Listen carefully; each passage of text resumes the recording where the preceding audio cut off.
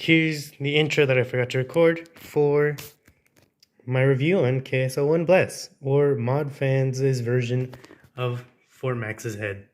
We'll jump into accessories first. Bye. Alright, so we're going to take a look at his accessories. As you can see, I already have one of the optional hands on there. He comes with open hands, one for each side, and of course the standard fist holding hand. They just pop in and out, so twist and pop and peg it back in. For weapons, he comes with a gun and a sword. Now taking a look at the gun first, it's just a mini version of Fortmax's giant gun that you'll see later on. It's just cast in blue, no paint, and it fits a little loose in the hand, unlike the sword, which fits extremely tight, but he holds it well enough, it's not going to fall out. And it looks really nice. Now, the sword, as I said, it's a little more snug in the hand. You have to wiggle it in there. But a nice sword. And it can be stored on Fortress. So it has this slot right here that will tab into the slot on his leg. Easy enough. And now you have storage. The sword also serves for the transformation. Now, Fortress has these tabs on his arms.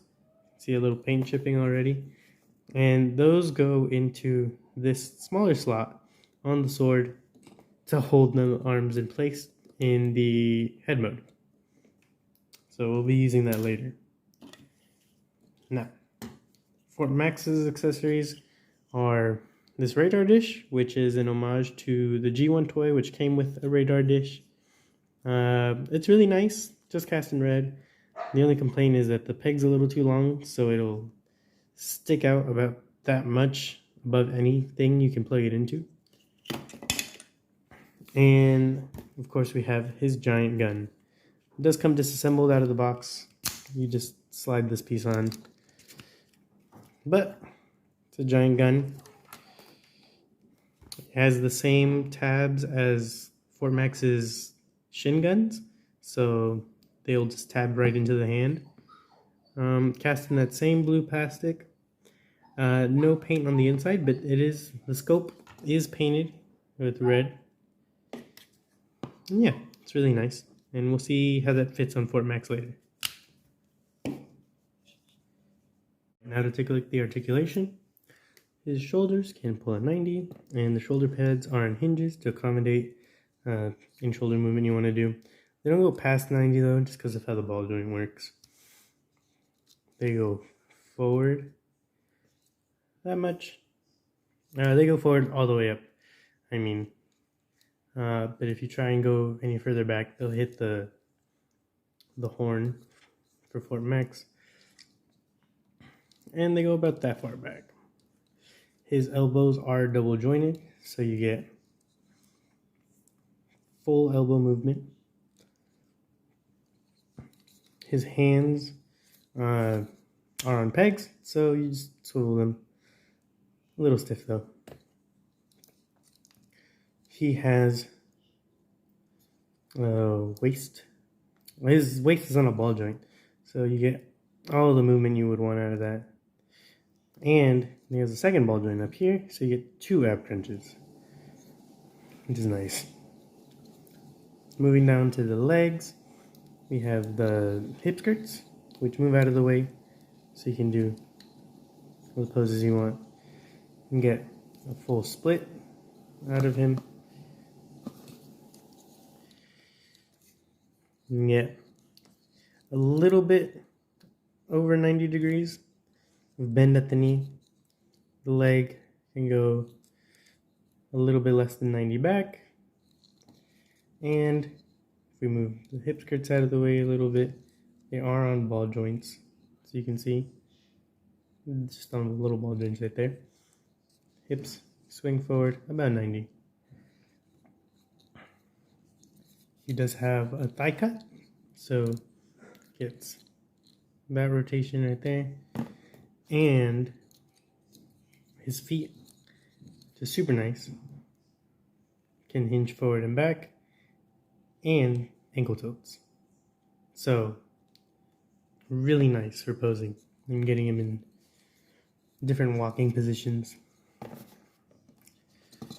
The head is on a ball joint, so you can look down that much, you can look up that much, not very far up, and it can do it full 360, but you have to push it past these little shoulder pieces, which you just have to force it a little bit. He also has his little stats that open up on the front, which is cool. They're not painted in or anything, but still nice. Now let's get down to size comparisons. So for the first size comparison, we're going to start from the bottom with the two headmasters. Now here we have presumably Spike, and here is Emissary, who's the head for Cerebros, who is the head for Titans Return Fortmax. Now I have the little faces on the back. Spike, being so small, it doesn't have arms like Emissary does, and his head also doesn't move. His head is the ball joint, unlike Emissary, who is on a ball joint and serves as, well, the ball joint, the neck joint for Cerebros. So there we have those two together, and oops, we can get him to stand. No, neither of them want to stand. Okay. And for a masterpiece scale, we have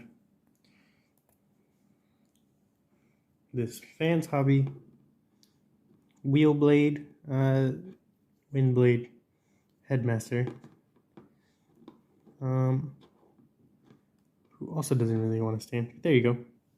And here we have Fortress with Cerebros, the Titans Return Fortmax's official head. And as we can see, the backpack is a lot more condensed on Fortress. And for their size, for Fortress's size, a lot more posable. But as you can see, Cerebros is a little over half the size. But Cerebros is a larger deluxe, small Voyager size.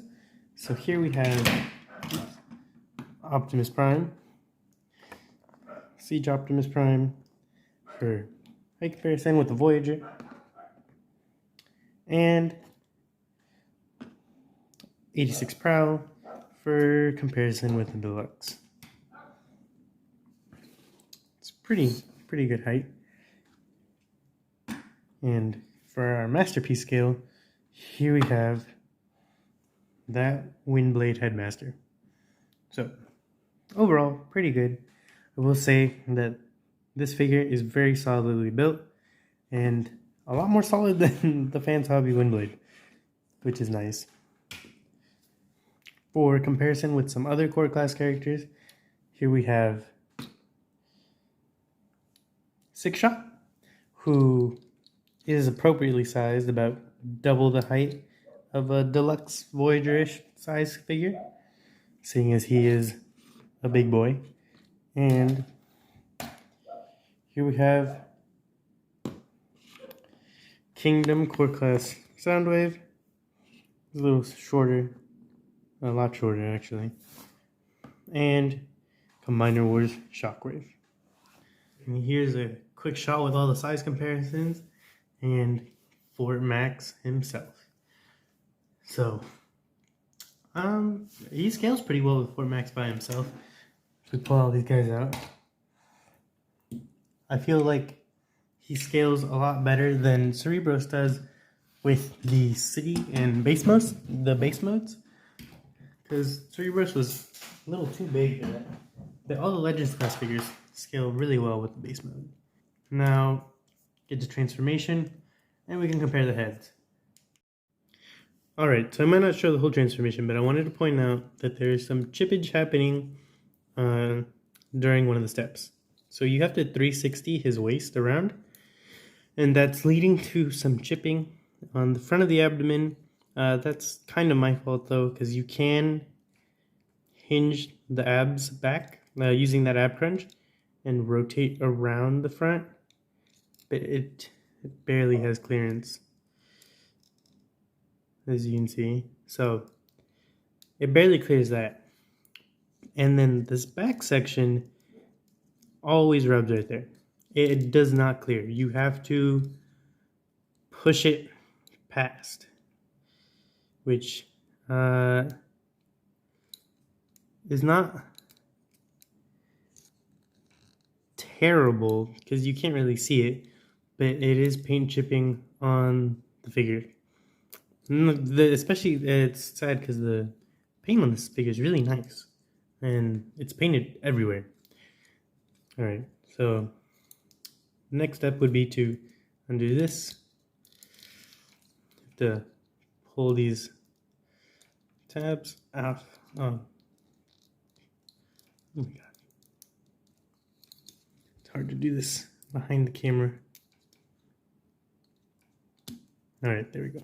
So pull that off, flip that out, pull the other one out, flip it. And before you do anything with that, you want to bring the hip skirts all the way up. Bring that hip skirt all the way up. I'm going to take his arms and undo them at this double joint. So undo the arms and raise up the shoulder pads and bring them here. Now this is where that sword extra functionality comes in, I mentioned earlier. So you have it like this, and you bring the sword in. I'm just gonna tab it right here in between the arms. It's thick enough so that both arms will tab in, just push together. Oops. I bring the shoulder pads up just so that they're not hitting anything. As a lot of this figure is painted, so it will chip if you smash things together. And now we're going to take the legs. There's a hinge here, and just going to collapse them. Move this back a little bit, make room for the legs to hinge like that. So actually just bring them out to splits first, because you do have to move this faceplate out. So bring the faceplate forward, it tabs in, slots in right there, and this is on a slider. So I slide it up. My left side of the slider is a little rough, stiff.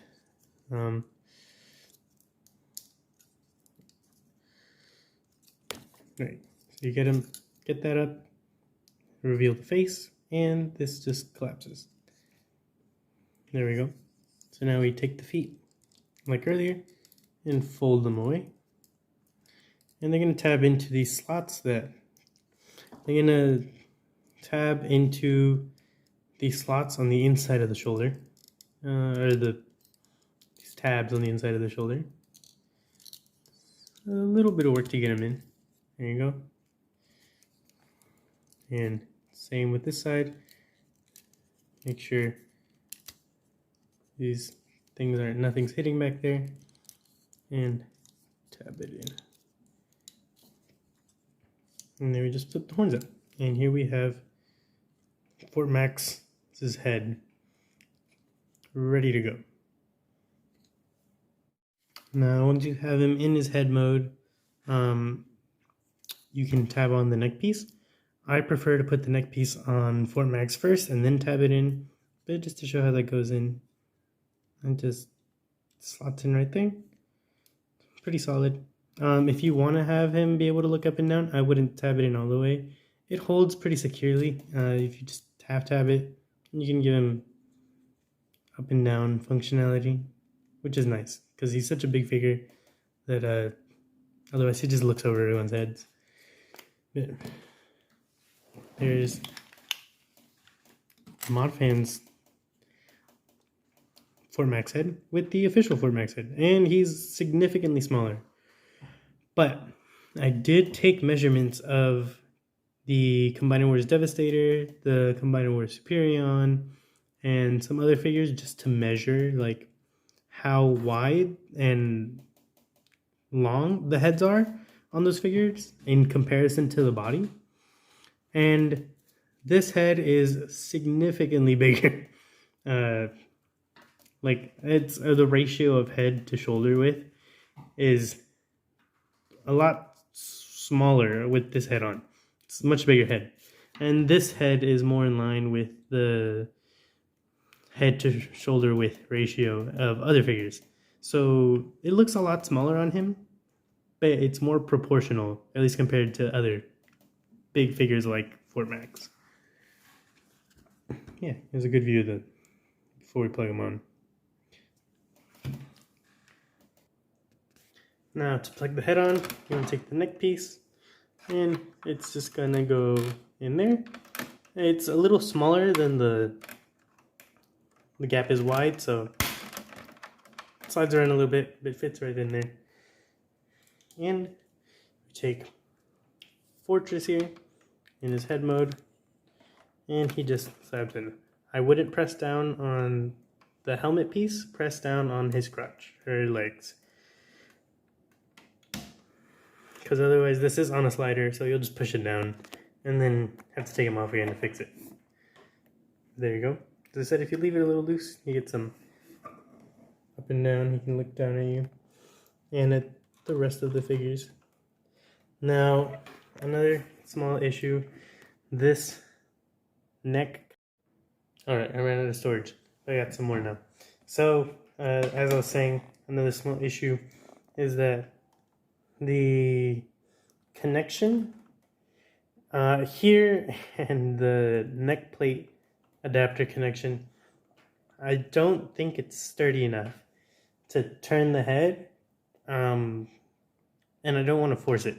So I usually pop the head off, takes like 5 seconds, and then plug this guy on, turn the head in whatever direction I want, and then plug him back in.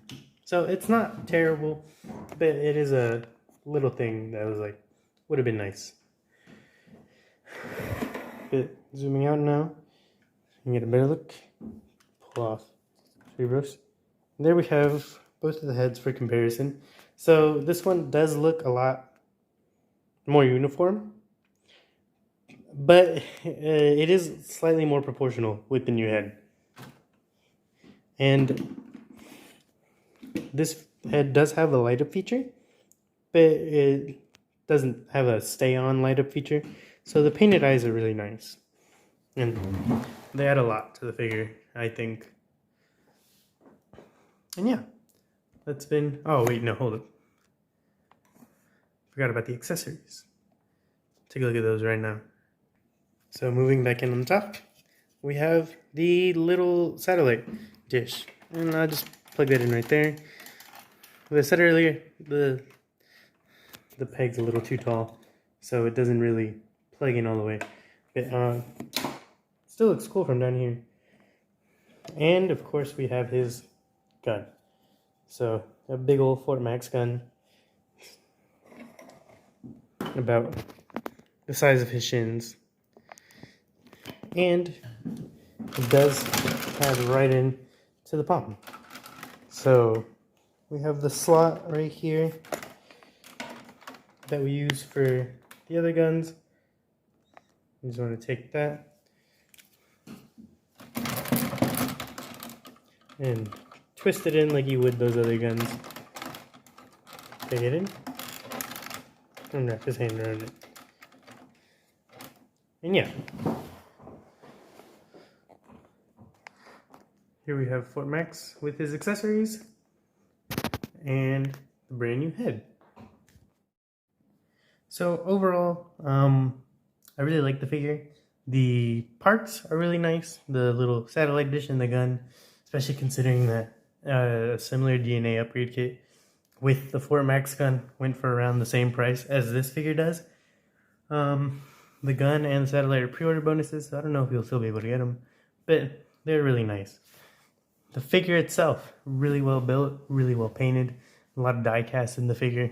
As you can tell with the eyes, the paint's great, except for that chipping issue during the transformation. The accessories with the figure are really nice. His little gun and sword. The hands are cool options to have. I bought it mostly to have it for the head. Not mostly for the head, but so that when I transform Fortmax, I can have a version of Cerebros or Fortress out, because he goes in the tower, he goes in the head. Never really play with this figure. So my goal was to have this guy as Cerebros while he's plugged in for Fortmax, and then have him out and about while I have Cerebros plugged in on the tower in the base mode. But it's such a nice little Legends figure. I've been messing around with it a lot, especially with the 6-shot and the core class figures. They're fun little desk toys. So it's really cool. I really like it. Posing's great. A lot better than a lot of other figures in the same size class, and like, at least that I have. And even better than some figures above its size class. The material quality is great. It's overall really good, and I'm glad I got it. So thank you. Leave a comment if you have any questions, and hit the like button. Bye.